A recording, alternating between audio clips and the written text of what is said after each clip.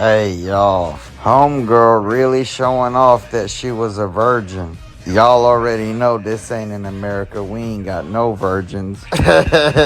Hey y'all, homegirl really showing off that she was a virgin. Y'all already know this ain't in America, we ain't got no virgins. Hey y'all, homegirl really showing off that she was a virgin. Y'all already know this ain't in America, we ain't got no virgins. All right, shalom. Shalom, shalom, Shabbat, shalom. First and foremost, Barakati Yahweh, Barakati Yahweh Shai, Barakati Yahweh, Barakati Yahweh Shai, Barakati Yahweh, Barakati Yahweh Shai. Call Halayim La, Yahweh, Bahasham, Yahweh Shai, Bahasham, Rahahak Wadash. Double honors to the beloved apostles and elders of Great Millstone, better known as GMS, who rule well. Peace and salutations unto the hopeful elect, the tabernacle of David, beginning with the 144,000 and the rest of the men, women, and children out of the 12 tribes whom Yahweh, Bahasham Yahweh Shai, will ultimately have mercy upon. I'm your brother Montezabath, resigning from the branch of the Great Millstone here in Melbourne, Australia.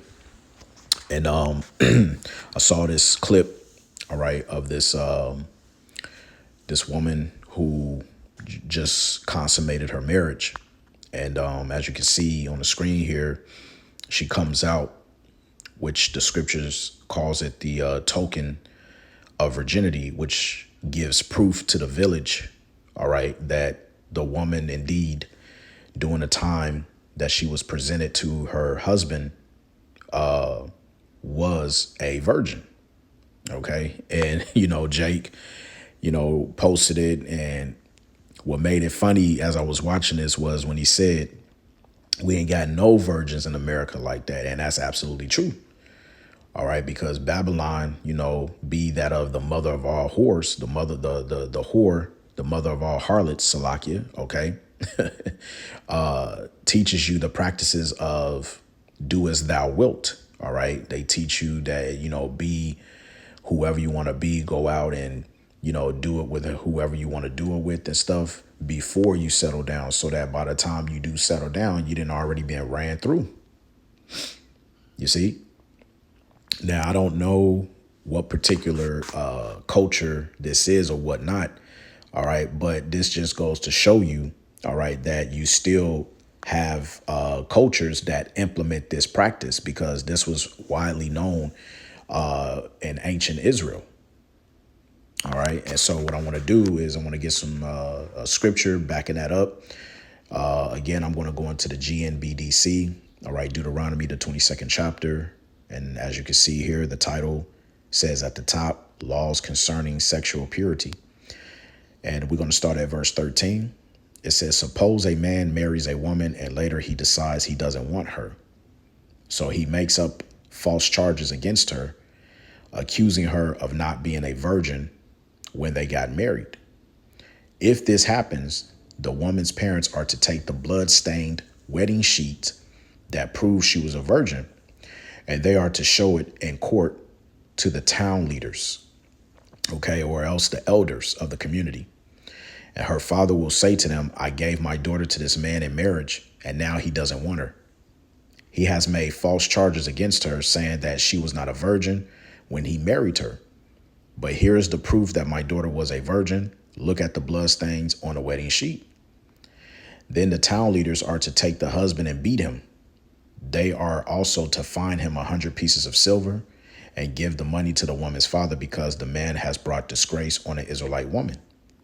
Moreover, she will continue to be his wife, and he can never divorce her as long as he lives, right? All right. Because that was the least that at the end of the day, you've humbled that woman. All right. But you also brought shame to the father's household by trying to bring in a form of defamation. Right now, what is defamation when you look it up? Okay. Defamation, it says from the 1300th century, disgrace, dishonor, ill repute, senses now obsolete. It says here, to spread abroad by ill report, make a scandal of. All right. A report, a rumor, to speak, to say. from late 14th century as the wrong of injuring another's reputation without justification. All right, as calumny, slander, and instance of defaming. All right, and see back then in the ancient world, you this was a law put in place because you had men that would actually do that, man. All right, you have men that would actually do that. Now, when you read on verse 20, it says to finish this off, but if the charge is true and there is no proof that she was a virgin, then they are to take her out to the entrance of her father's house, where the men of her city are to stone her to death. And she has done a shameful thing among our people by having intercourse before she was married. All right, because why? If you were betrothed, all right, and see, we got to break it down because you'll have Christians, they'll use this thinking that sex before marriage is a sin, and that's not what it's talking about in this case. But what it's talking about in this case, when you understand the custom, if you are found to be betrothed, all right, or promised or engaged to a man, and you step outside of that engagement by sleeping with another man, then you have essentially committed adultery. All right, that's what it's going into. All right, because sex is marriage. All right, what consummates a marriage? Consummation means to seal, pretty much to seal the deal. So let's take it, from this standpoint in modern day term. You get engaged, all right, but 9 times out of 10, you're already popping her. Okay. So technically she's yours, but what you guys are doing is you're waiting for the actual wedding day because you're getting married by the state. And so when you go, you do the whole ceremony or whatnot, you put the ring on each other's finger, whatever the case may be, which is a heathenistic custom, by the way. And then furthermore, all right, you say what I do. I now pronounce you man and wife, husband and wife, whatever. You may kiss the bride. And then what happens? You go off to what you call your honeymoon, okay, which is a full moon cycle away. And then usually during that time, okay, you will be popping your woman. That's really what you're supposed to do to consummate the marriage. All right. But you was already popping her before y'all even got married. You see? So everything is backwards within this society, man. All right. Because the word, when you look up the word, now let's go back to the etymology. Let's look up sex. Right. Now, when you look this up,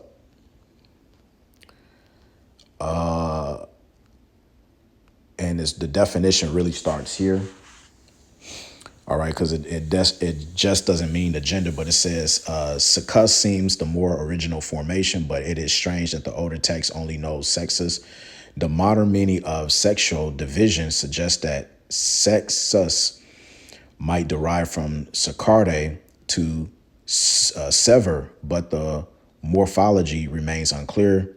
Does sexus go back to an S present sex to cut up, or was it derived from a form sex of the putative S stem underlying secus? Because really, it means to divide or to cut. All right, which is right here. It goes back to this word here. All right. I don't know. Yeah, saccare, which means to divide or cut. Okay. That's really what it means. So when you go to a woman to lay her down and you have intercourse with her, essentially what you have done is you've cut through her hymen. Okay. And when you cut through a woman's hymen by inserting your rod, okay, in her, you've now sealed and consummated the marriage. You see? So now let's go from there to, I'll see if I brought it up here. All right. So I put in what was the token of virginity in the ancient world. It says in the ancient world, particularly within ancient Israelite culture, the token of virginity was often a blood-stained cloth, typically a bed sheet or garment, resulting from the consummation of a marriage on the wedding night. All right. So notice they put the word consummation there, which we spoke about. And when you go into it, it says the action of making a marriage or relationship complete by having sexual intercourse. That's why I said a lot of y'all today, before you even have the marriage ceremony, you've already lived together, you were engaged. So throughout that engagement period, you were already having sex. You were already having intercourse. So technically, you're already married. That's why we say sex is marriage, because what consummates a marriage? Intercourse. So it says, this blood was believed to be a physical sign of the bride's virginity, signifying that her hymen had been broken during intercourse. This token was presented as evidence to prove the bride's virginity, especially if the husband later claimed she was not a virgin upon a marriage. It also brings me back to a movie that was called, let me see if I can find it here. Once were, right, Once were warriors. Okay. And if you brothers, man, this film right here was on another level, man. I highly suggest you brothers watch this movie. But in this movie, for those of you brothers who have seen it, you know where I'm going with this. This woman right here, all right, the one right there, that's the daughter, and the woman to the left, that's her mother. Now, the daughter in this movie, all right, she gets raped, okay? And what happened was her uncle is the one that actually did the act. Now, I'm not going to give it too much away. I'm just going to say there's a scene where after the incident happened, she went into their bathroom and she tried to make a bath for herself, and she was pretty much bleeding everywhere because he had just performed that act. So essentially, he broke her hymen. Okay. And it was blood everywhere. Okay. And like I said, this is a very good movie. I highly recommend you watch this movie. But I'm just using that base of that scene, what actually happened to her, to show you that when you are a virgin, okay, this is what happens when your hymen is cut through. That's why it's called sex, all right, which means to divide or to cut. And her mother, the woman that's on the left screen, obviously she came into the bathroom because she thought something was wrong. And when she came in and saw her daughter in the bathroom and she saw the blood in the water, she thought her daughter had just gotten her monthly period, her cycle. All right. And obviously the daughter was embarrassed, and she pushed her mother out of the bath, told her pretty much to get out and whatnot. All right. But nevertheless, let's come back here. It says, this token was presented as evidence to prove the bride's virginity, especially if the husband later claimed she was not a virgin upon marriage. Right. Let's go through this. It says, symbolic importance. Virginity held significant social and legal importance in many ancient cultures, especially in the context of marriage and family reputation. You see that? And this is key, because remember, in the law, it tells us, let me see if I can get it. Daughters.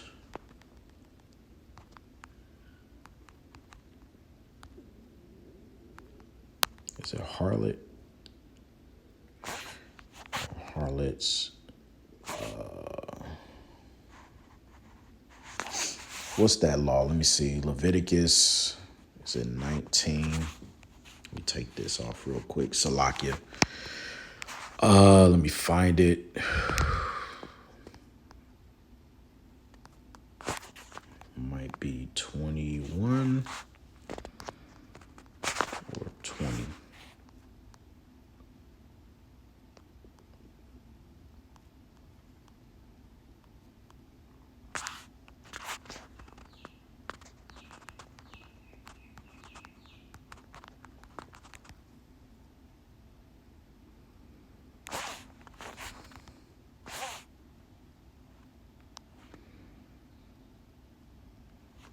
Salaki, I'm trying to find it. There's a law about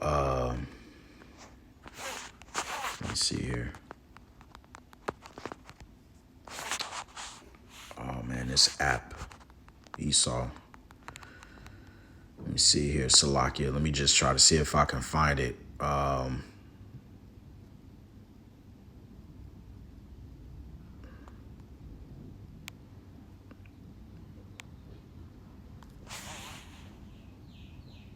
right, give me 1 second. I gotta find this now. Harlot. Let me see. Leviticus. No.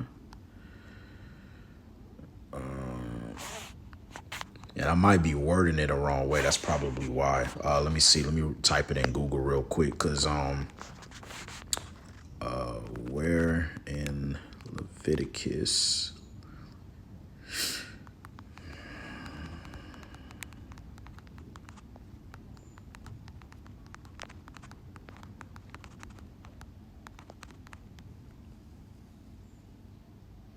Yeah, Leviticus 19 and 29. All right, that's where it is.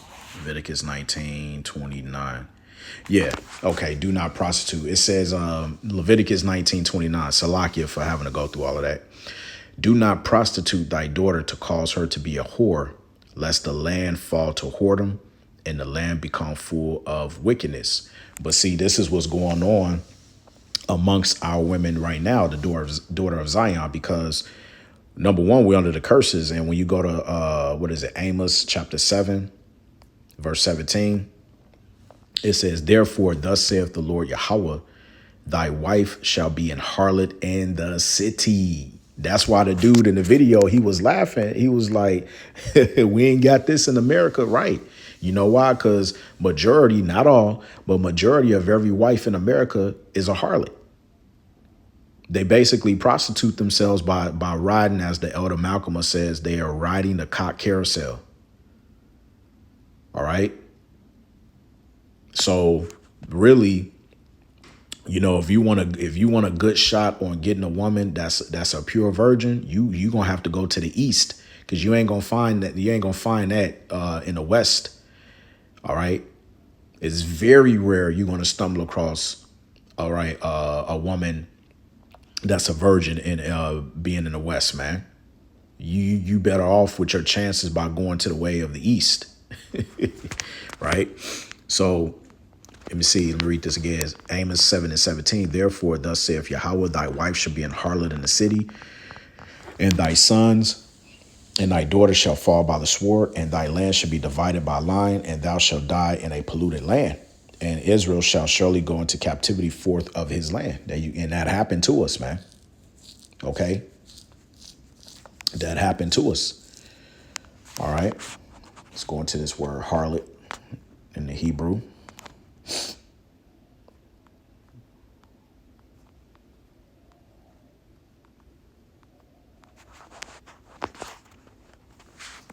Strong's H2181. Zana. All right.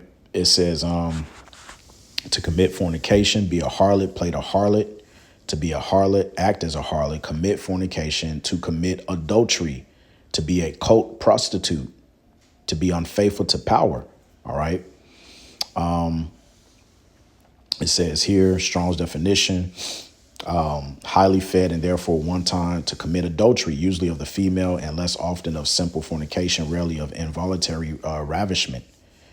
Okay, which goes into grape, figuratively to commit adultery.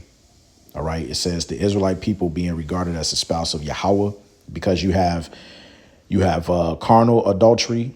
All right, and then you have spiritual fornication, which is the worshiping of other gods. All right, that's what it goes into. So you have fornication from a carnal aspect, where fornication goes into adultery.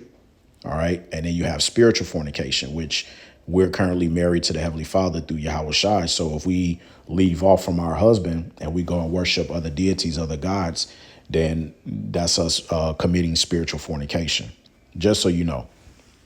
All right. So there you go. So it was prophesied that our wives will become harlots. All right. Commit adultery. All right. And that's still going on today. So coming back to this physical proof, it says the blood-stained cloth was presented as a tangible evidence of the bride's virginity, serving as a legal defense against accusations of premarital sexual activity. All right. And imagine if such a law, you know, was pretty much, what's the word I'm looking for? Imagine if that law came into place in Babylon or Great America. That would stop a whole lot of, that first and foremost, that would stop a lot of the shenanigans that's going on in relationships. That would stop a lot of women doing what they're doing and men doing what they're doing. All right. And really everything will be in order, because if you had the situation with grape, all right, which a lot of brothers have a problem with, but that was our law on how to deal with it. Okay. Imagine if that law was in America today. Okay. A lot of brothers would think twice about doing that, because one, they would either be unalived. Okay. Or two, if she wasn't betrothed to anyone, they would not only have to pay the father, but they have to take care of that woman for the rest of their life. Okay. That's order. There's no shame in that when you understand. Going on, it says cultural context. Understanding the cultural and historical context is crucial. Modern medical understanding of the hymen differs from the ancient belief that its presence was a universal indicator of virginity. All right. And, when it says modern medical understanding, because nowadays, you try to talk to people who don't have the understanding, they'll look at you crazy like, huh? No, we don't do that. Times have changed. Right. But the scripture says, seek ye the old paths, man. Okay. Ask the elders, ask the fathers, and they shall tell thee. We supposed to seek ye the old paths. It says other cultures, while the blood-stained cloth was prominent in some cultures, other societies may have used other customs or rituals to confirm the consummation of marriage and, by extension, a woman's virginity, according to a review of marriage customs in Greece and Rome. Now, you also, and I brought this out, let's come back over here to Once Were Warriors to see Ace Ventura scene when the wife was found not to be a virgin. All right. She is not a virgin. Ending scene. Go and watch that scene. All right. Matter of fact, let me see if I can go to it. Fair use.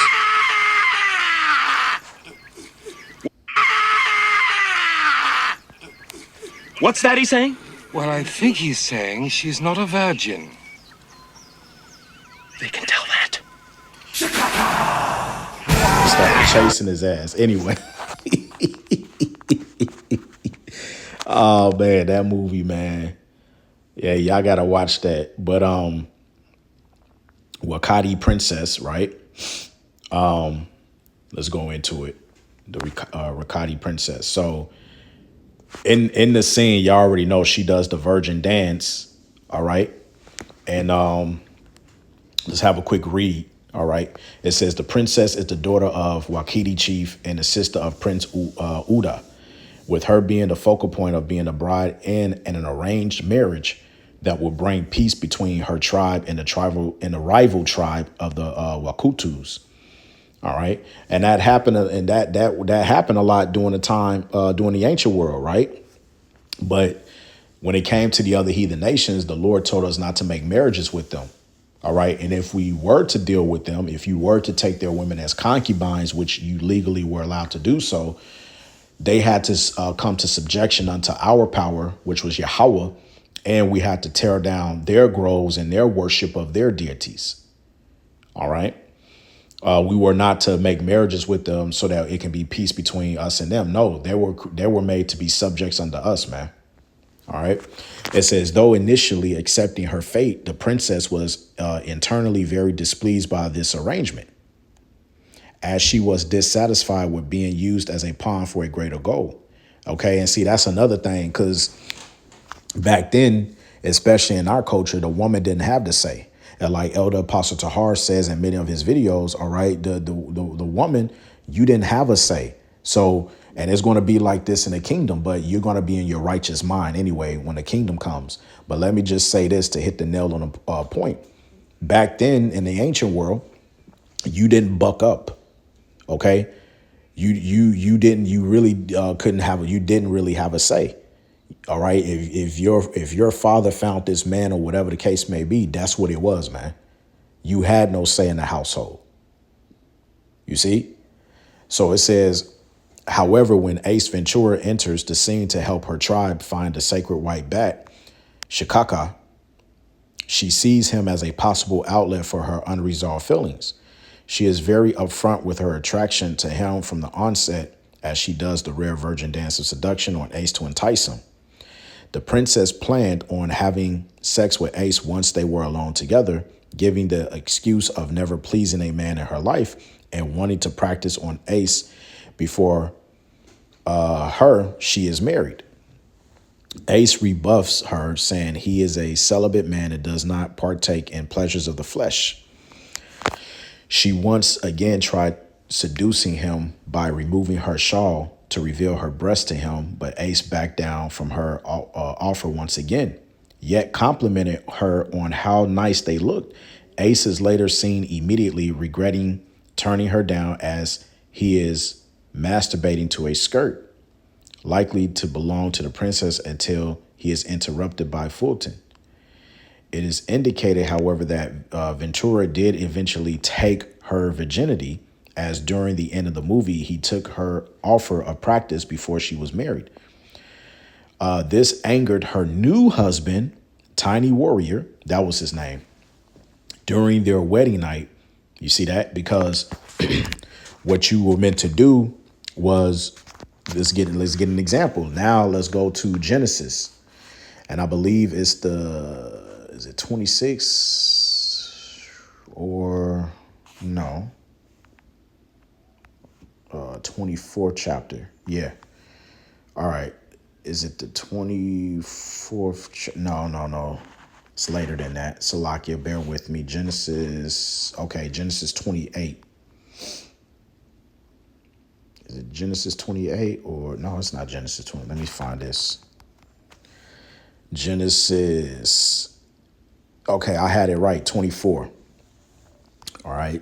24th chapter. And let me go up.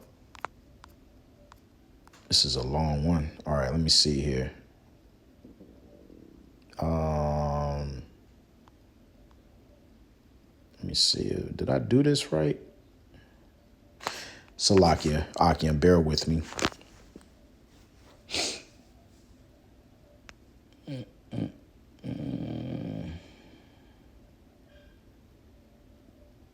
This is, 28th chapter.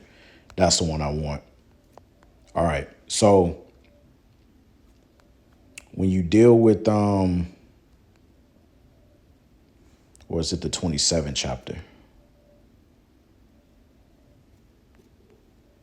Might be the 29th chapter. Yeah, here it is. 29th chapter. Salakia for that.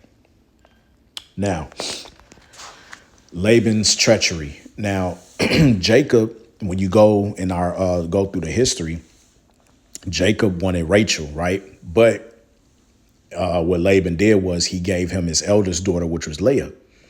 So in our culture, when you come back to this, all right, when it talks about when she met her to be husband, Tiny Warrior, during their wedding night, all right, basically they had to go into what we call back then the bed chambers, right? But before the bed chambers, you had what was known as the ceremony. And we're going to get that here in Genesis, the 29th chapter. It says, verse 21, and Jacob said unto Laban, give me my wife, for my days are fulfilled, that I may go in unto her. See that? To do why? To consummate the marriage, because sex is marriage. It says what? And Laban gathered together all the men of the place and made a feast. That's why today, you know, when you have your wedding ceremony, you'll have the ceremony and then you'll go to the banquet hall, they call it, where you sit down and have a good feast to feed and celebrate or whatever.